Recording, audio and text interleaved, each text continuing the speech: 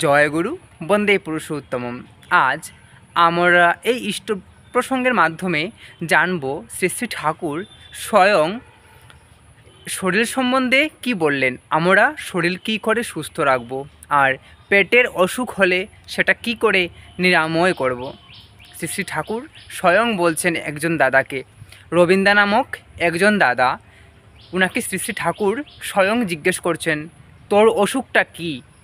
তখন রবীন্দ্র উনাকে বলছেন যে আমার অনেক অসুখ, কিন্তু মূলত প্রধান হচ্ছে আমার পেটের অসুখ, যা খাই তা হজম হয় না। তখন শ্রী শ্রী ঠাকুর তার বিধান দিলেন।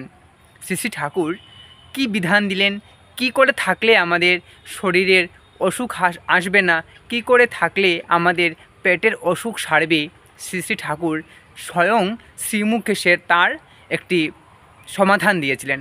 আজ জানবো সেই ইষ্ট প্রসঙ্গের মাধ্যমে শ্রী শ্রী ঠাকুর কী সমাধান দিয়েছিলেন, কি করে চললেই বা আমাদের সেই পেটের অসুখ থেকে আমরা মুক্তি পাব, কি করে চললেই আমাদের শরীর সুস্থ থাকবে, সহনপটু থাকবে, আমরা ভালো থাকব। আসুন জেনে নেই আজ এই ইষ্ট প্রসঙ্গের মাধ্যমে শ্রী শ্রী ঠাকুর তার কী উপসরণ দিয়েছিলেন। জয়গুরু, সঙ্গে থাকবেন, শুরু করছি আজকের সেই ইষ্ট প্রসঙ্গ। শ্রী শ্রী ঠাকুর রবীন্দ্রকে জিজ্ঞেস করছেন, তোর অসুখটা কী? তখন রবীন্দ্র বলছেন, আমার অসুখের অন্ত নেই, তবে প্রধান অসুখ হলো যা খাই কিছুই হজম হয় না, মাঝে মাঝে জ্বর হয়, মাথাটা প্রায়ই ধরে থাকে, যখন তখন সর্দি লাগে, আরও অনেক উপসর্গ আছে। তখন শ্রী শ্রী ঠাকুর বললেন, শরীরের সম্বন্ধে বেশি ভাববি না, খুঁতখুঁতে ভাব থাকলে তাতে শরীরের আরও বেশি খারাপ করে। আর সব সময় খিদে রেখে খাবি, ভরপেট খাবি না কখনো। কোনো জিনিসটা পেটে শোয় নিজের মতো করে দেখে শুনে ঠিক করে নিতে হয়, কিছুতেই লোভের প্রশ্রয় দিবি না, যা সহ্য হয় না তা খাবি না।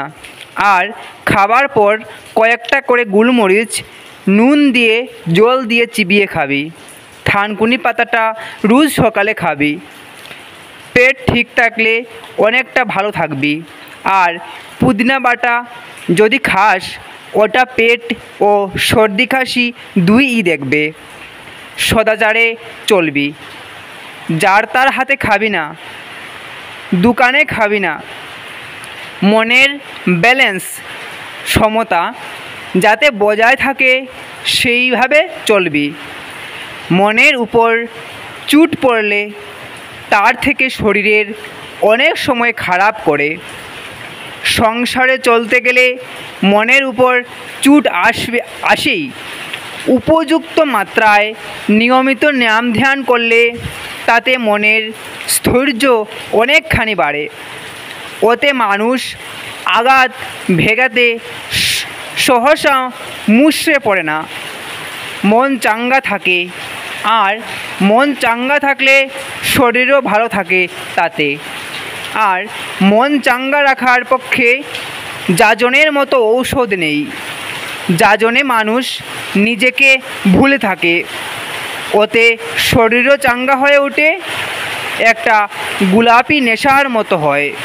আর সব ব্যাপারে সংযম চাই। বুঝতেই পারলেন শ্রী শ্রী ঠাকুর আমাদের পেটের অসুখ সারানোর জন্য যে উপসর্গগুলি আছে, শ্রী শ্রী ঠাকুর তার শ্রীমুখে বলে দিলেন। আমরা কি করে খাবো, খাওয়ার পর আমরা কি খাবো। আর প্রত্যেক দিন সকালে শ্রী শ্রী ঠাকুর বললেন থানকুনি পাতা খাওয়ার জন্য।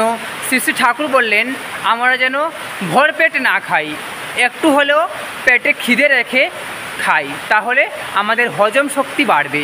শ্রী শ্রী ঠাকুর তাও বললেন আমরা যেন প্রত্যেক দিন পুদিনা পাতার বাটা খাই, তাহলে আমাদের পেটের অসুখ অনেকটা সারবে।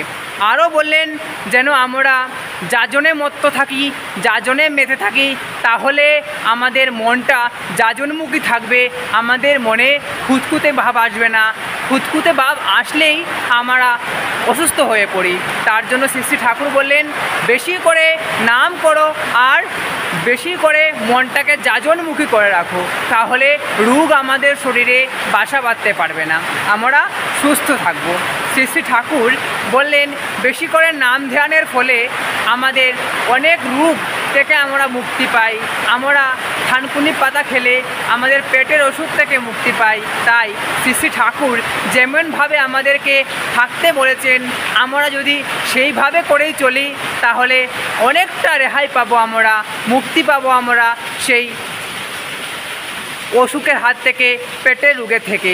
তো সবাই মিলে শ্রী শ্রী ঠাকুরের সেই অমীয় বাণীগুলিকে মেনে চলে আমরা যেন উঠতে পারি, তাহলে আমরা সুস্থ থাকবো, সবল থাকবো, আনন্দে থাকবো। জয় গুরু, বন্দে পুরুষোত্তমম।